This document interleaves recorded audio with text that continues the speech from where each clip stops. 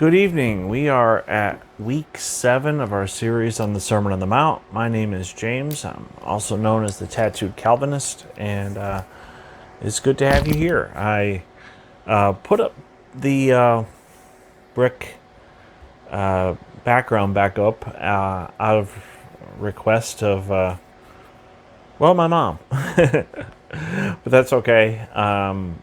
The blanket's actually behind it. The whole purpose of the blanket really isn't background. The purpose of the blanket is to keep the heat out, and it's to, during the day, if I want to make a video, it will keep the light out as well. So the brick is back, and I kind of like it.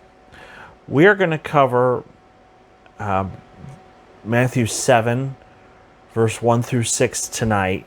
And then we'll cover, how far are we going to go? Get my reading glasses out. I'm not exactly a spring chicken anymore. Of course, that's an old person saying now too, I guess. But I'm thinking we can get to verse 14. It may take one more week. It may take two. I'm not exactly sure. We'll see. Just kind of playing it by ear. Actually, what we'll do is we'll just do. I'm debating whether to stop at verse 12 or verse 14 for the podcast.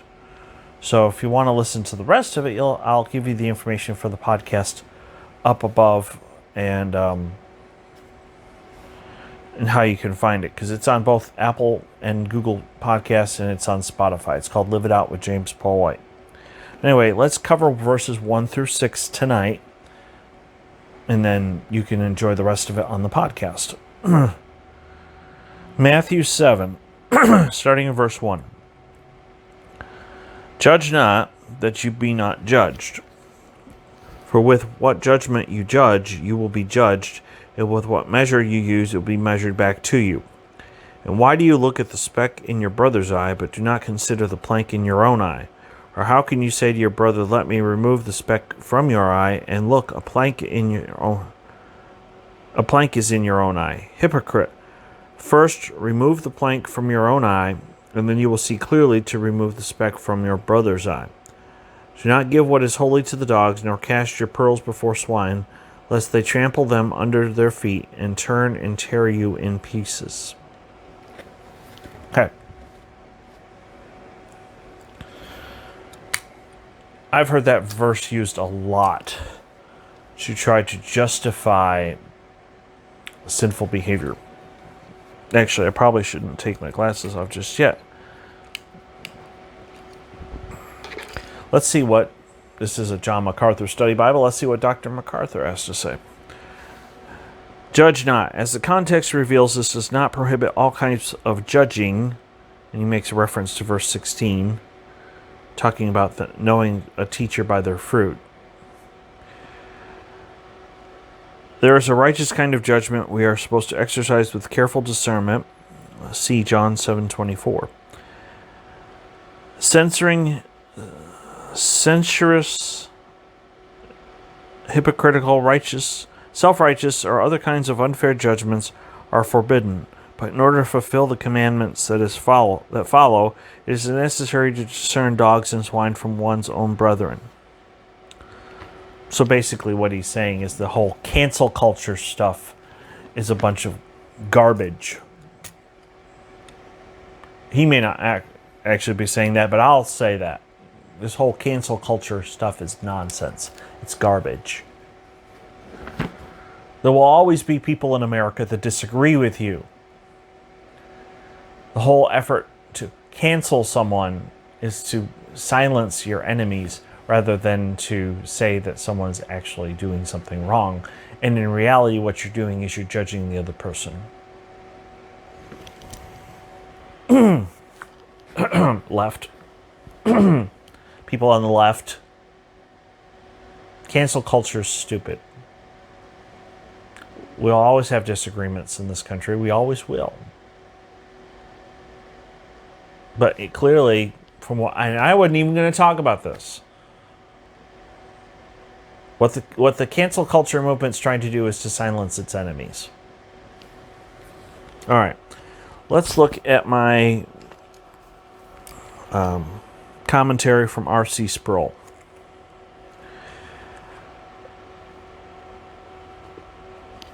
Excuse me. Matthew 7:1 is one of the least understood passages. First, the warning that Jesus gives, not judge not that you not be not judged, is directed to the relations between Christians. Second, in view here with respect to the concept of judging is not the judgment of discernment. We are called in the light of God's law to evaluate human behavior and determine or discern whether it is good or evil. But what is in view here is not that kind of judgment. Rather, it is the judgment of condemnation. The word used in the text is borrowed from the legal vocabulary of the day, and it has to do with the gavel of the judge coming down when he issues a sentence of judgment. So, we don't have that right to judge others and to condemn them, and only God does.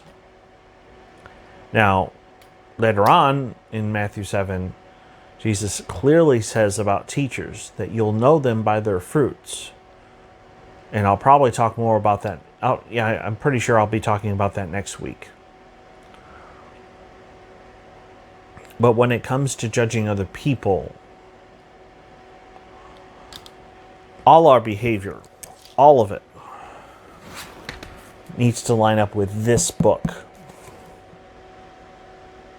Ephesians 5 defines what marriage is. It's between a husband and a wife.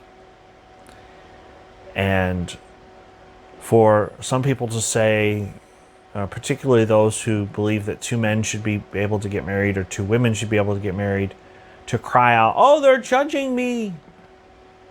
No. This is the standard right here. And if you don't like that standard, then you need to take it up with him. I didn't write this book. This is the book that I choose to live by when I became a follower of Jesus Christ.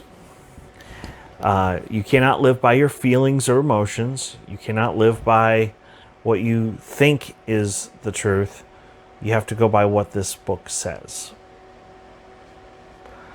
And of course, you know, if you've been watching the channel for a while, you know that I'm heavily influenced by Dietrich Bonhoeffer. I read Cost of Discipleship. Let's see what Professor Bonhoeffer has to say. Of course, I'm only going to read a short quote here. He says in his book Cost of Discipleship on page 183, "The disciples are not to judge. If they do so, they will themselves be judged by God." You know, we're supposed to use our words to build one another up. We're supposed to use our words to encourage one another.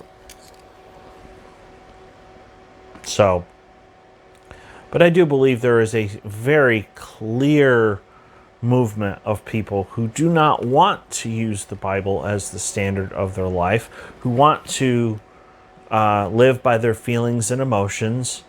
They don't understand that their feelings and emotions are going to change and move up and down, and we'll talk about it in a couple weeks when I talk about building your house upon a rock versus building your house on the sand. You can't live your life based upon your feelings and emotions. You can only do it based upon the Word of God, because this is going to point you in the right direction, and this is going to give you stable footing for your life. So, anyway, thank you for watching. Thank you for the faithful few that have stuck around since the beginning. Please pray for more people to subscribe. I do thank you for the 50 that I have. And I'm just praying that more and more people will, in fact, subscribe. So, I put information above me about the podcast. Please go check that out. It's called Live It Out with James Paul White. Anyway, I hope you have a great week. Please pray for me. Some things are changing in my life, and I'm just praying that the future that one day I'll actually get to do this full time and start working on my PhD. So love you guys, especially my subscribers. Have a great week.